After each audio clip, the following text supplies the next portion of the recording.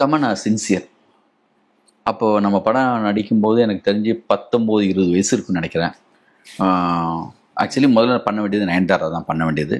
Last மினிட்ல ஏதோ சின்னதாக எனக்கும் அவங்களுக்கும் சரியாக ஒரு விஷயம் இதானதுனால தமன்னா ஃபிக்ஸ் பண்ணோம். இந்த கார் படம் ரோடு எல்லா இடத்துலையும் கேரவேன்லாம் கொண்டு வர முடியாது, எல்லா இடத்துலையும் காஸ்டியூம் சேஞ்ச் பண்ணுறதுக்கான சௌகரியங்கள்லாம் இருக்காது. வெறுமனே சொல்லலை, லைட் போயிடும் உடனே பண்ணணும்னு நினச்சா ஒரு புடவை அப்படி சுற்றி நின்னா போதும், 3 பேர் டப்ப டப்புன்னு காஸ்டியூம் சேஞ்ச் பண்ணிட்டு வந்துடும். ரெடி சார், அது வந்து நிற்கும். டைமிங் அப்படி இருக்கும். நான் சொல்லுவேன், நீ பாரு கரீனா கபூர் மாதிரி வருவேன்னு சொன்னேன். அப்போ நீ இந்த சினிமாவில் நீ ரொம்ப நாள் இருப்ப, உன்னோட சின்சியாரிட்டிக்குன்னு ஒரு நாள் ஒரு நிமிஷம் கூட லேட்டாக வர மாட்டாங்க. அவ்வளோ எனர்ஜியோடு இருப்பாங்க, அவ்வளோ பெரிய ஒத்துழைப்பு.